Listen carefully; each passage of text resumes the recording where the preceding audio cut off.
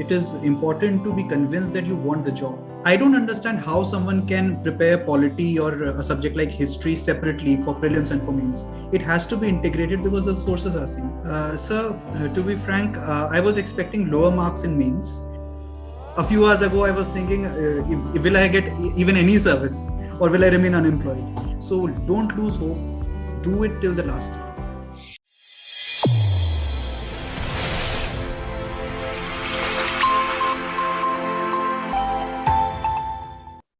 Hello friends, I am B. Singh, founder and director, NEXT IAS. And you are watching Civil Services 2021 Toppers Talk. With me is Mr. Saksham Goel. Saksham, congratulations. Thank you, sir. Thank you so much. Saksham has secured All India rank 27.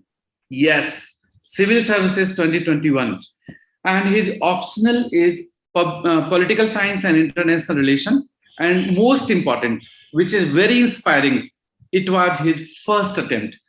So the Saksham, आपने पहले attempt में 27th rank ला करके बहुत सारे लोगों को inspire किया है. And this inspiration will definitely drive many young minds to prepare for these civil services. Saksham has done his BA in Political Science and Economics from St. Stephen's College, Delhi University, and he lives in Agra. He comes from Agra, Uttar Pradesh.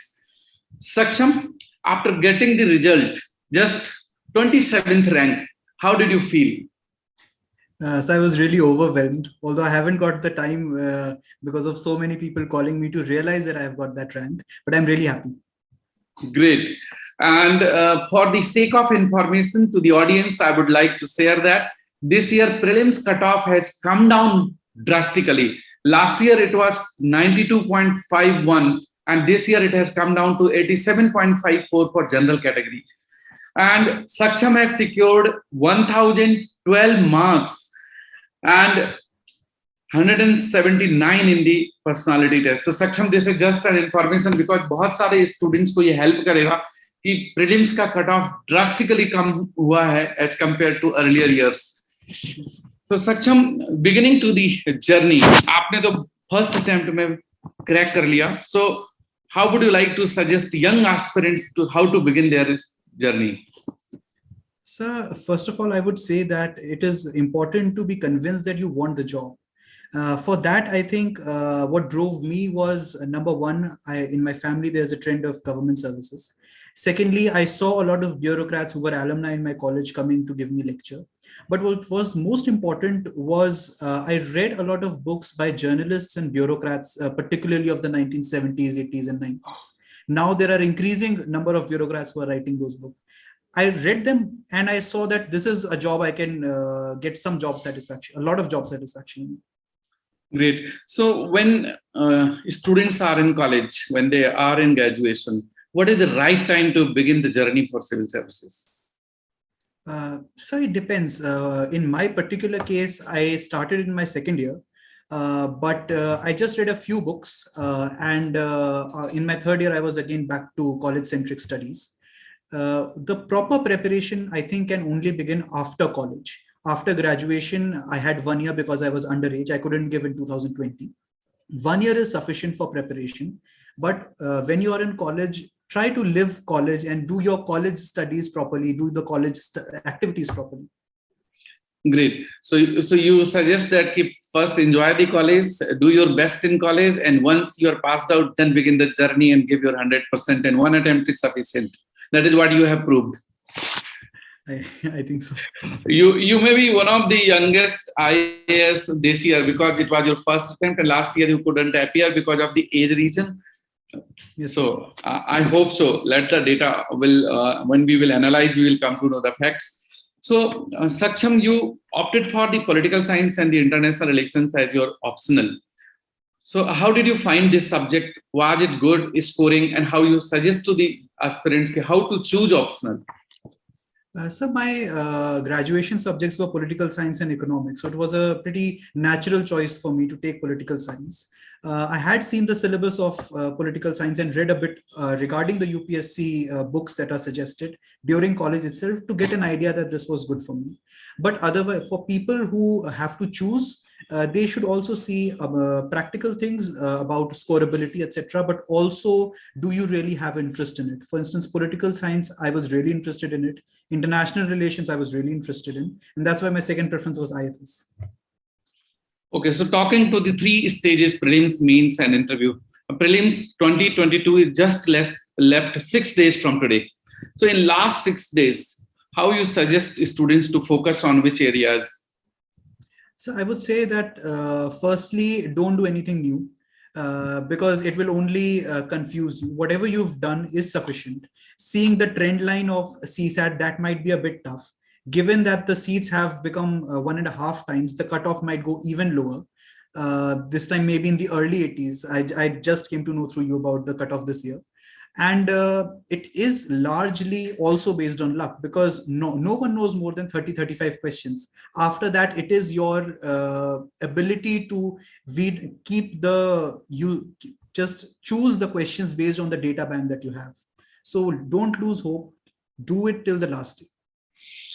Since last 3 years, we are observing that the cutoff coming down from 98 to 92.51, and then this year 87.54 in prelims. What may be the reason? Number of vacancies are even lesser than the earlier, but the cutoff is coming down. So in your opinion, what can be the reason? So to my mind, I think the main reason, no one can say, but probably is CSAT becoming tougher. Okay. That's the only thing that I can think of. That's maybe the one reason, because many students are not able to clear CSAT. CSAT is becoming tougher, right? Saksham, mains is the main phase. We all know that. So for a student, when he prepares in early stage, how you suggest to integrate prelims and mains?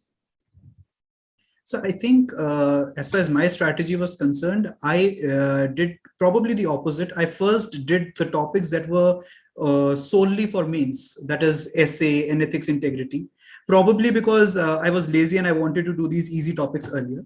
But I don't understand how someone can prepare polity or a subject like history separately for prelims and for mains. It has to be integrated because the sources are same. That's correct. And did you make any specific preparation for the essay, or it was a part of the GS preparation? So I took a course in another place, but I did not attend any of its classes because I found them a bit boring. I practiced them on my own about the first 10 days of my preparation. Then I left it because I was pretty confident I'll be able to write an essay. 2 days before the essay, I wrote an essay and I evaluated it myself. And I think I would have not given myself more than 5% on that essay. I showed it to a friend of mine who suggested me a few things. I read a few essays, and this was 2 days before the essay. I read my own essays that I had written earlier, and that was my preparation. Great. Coming to the interview, which is final stage. So how was your experience in the last stage? Was you expecting 179 marks you have scored? And I have gone through the marks of the all top rankers. It is in the tune of the top 5 rankers also. So your score is quite good. Although there are few students who have scored more than 200 also, but very few. So how was your performance, and was you expecting the similar marks, or you were expecting better marks?